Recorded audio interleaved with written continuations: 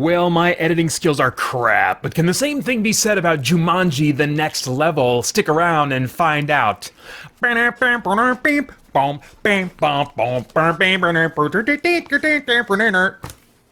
Hey, I'm Peter Franson from christiangeekcentral.com and Spirit Blade Productions. This is my uncut review of Jumanji The Next Level. The synopsis on IMDb reads, "In Jumanji The Next Level, the gang is back, but the game has changed. As they return to rescue one of their own, the players will have to brave parts unknown, from arid deserts to snowy mountains, to escape the world's most dangerous game." There's definitely more to it than that. It's an action comedy like the first. The biggest change is the inclusion of two elderly men in the game world. Spencer's grandfather and his longtime friend Milo, whom he has been estranged from because of a fight that they had years ago. Much of the comedy is based on two elderly men now being in this strange video game world, and the younger characters that are having to help them understand the world that they're in. You know, the jokes felt like they were written from outside of the perspective of a real senior citizen. I could be wrong. There were times where it felt like we were supposed to be laughing at them instead of, with them, compared to like a movie that might be a comedy intended for an audience of senior citizens, and written more from that perspective. But there were more serious moments that felt very respectfully written from the perspective of a senior citizen, from someone who's in their older, later stages of life. So I was really wondering as I was watching this, who is the audience for this? The last one, Enter the Jungle or Welcome to the Jungle, whatever it was called, where they rebooted it with a video game kind of trope as the main mechanic going on in the plot. That seemed to be meant to appeal to fans of video games, and they're keeping that. They're using the video game tropes again, in fact, really the same ones, which is a little bit disappointing to me that they didn't explore different video game tropes as much in this movie. But still, the whole premise is going to appeal to gamers. And because of that, I wonder about bringing in older characters in. They are now the fish out of water that are trying to explore this world. For me, comedy is funnier when I can relate to the character, even if it's a fish out of water. Someone that I can relate to in some way. And I felt like the way these older characters were written was kind of keeping them a bit at a distance, and they're also in a stage of life that I can't relate to either. So I would have preferred new characters that fall into the age bracket of the intended audience of people who are familiar with video game tropes. Whereas people that are the age of these older characters, or my parents' age, those kinds of things. I mean, in modern video games, their understanding of video games is very, very minimal. For a part 3 in this rebooted version of the franchise, I would love the Colin Hanks character to return. He had a very small role in the first one and returns actually later in the story in this one as well. And I would love a third movie to really make him much closer to the center.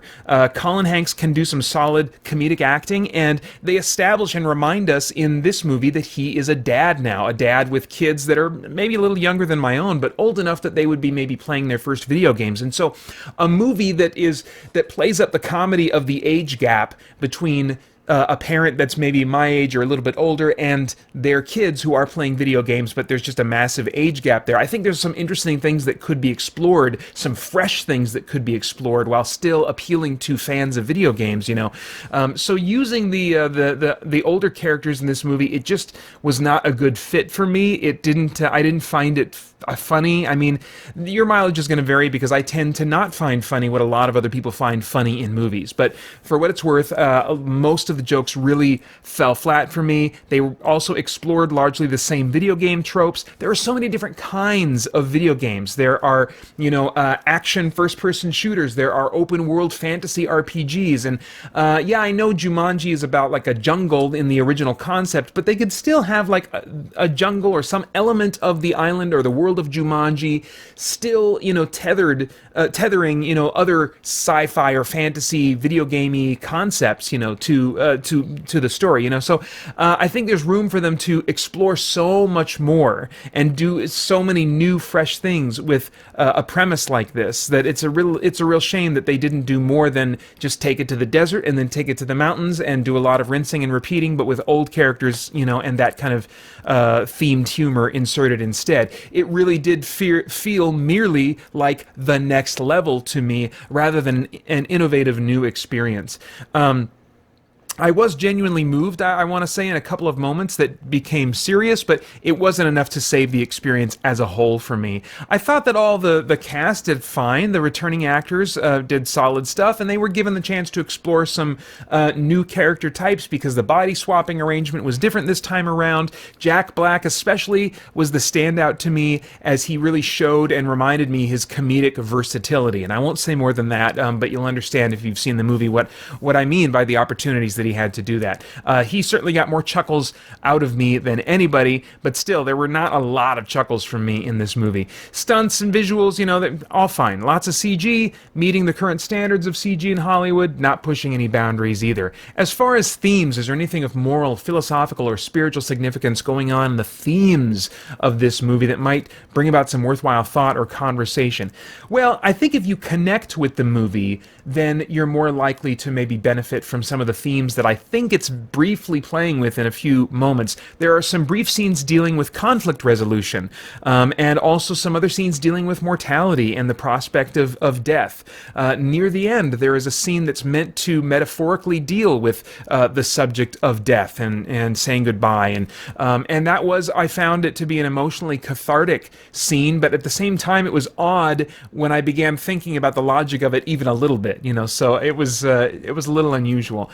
So there may be some worthwhile things there, but I found so much of the movie forgettable that I doubt any of its intended themes are really going to stick with me.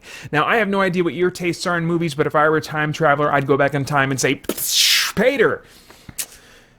Skip this one. You were really surprised and delighted with how much you enjoyed Jumanji, Welcome to the Jungle. But this one really is going to let you down. Wait for another movie in this franchise to come, to get as far along as to have a trailer. Watch that trailer, see if that trailer interests you, and if it does, then rent this one just to get you caught up before watching that one. And hopefully that new trailer for that potential future Jumanji movie will take it in a direction that you really would like it to go. This could really be a franchise that you love if it goes in the right direction, exploring new video game genres with new fish-out-of-water characters, but this one just doesn't do it for you. You can get my spoiler-filled reactions to Jumanji The Next Level today in my Spoiler Cart video series. That's just one of many perks available for your support over at patreon.com/spiritblade productions. This has an MPAA rating of PG-13 for adventure action, suggestive content, and some language. All right, let me give this a shot. Right now I'd like to take some time to write a tune for pre-made rhyme. The lyrics kind of never change, but the melody gets rearranged. I never know what I'll create to say how much I appreciate Brian Franklin, Gabriel Stinson, Colin Riley, Bray, Stefan Kramick, and Winston Crutchfield. Thank you for supporting me, and SBP and CGC. And now to all who hear this tune, thank you as well. Please come back soon. Want to hear your name in song? Check out our page on Patreon. All right, that's all I got. Those are my comments and thoughts. I'd love to get yours in the comments below. Please like, share, subscribe, click that bell to stay connected. I'd appreciate that. I want to thank the Spirit Blade Insiders for making this review possible. You can get more info about the benefits of joining at patreon.com/spiritblade productions. Then, of course, I hope you'll join us soon over at christiangeekcentral.com as we continue to geek out and seek the truth.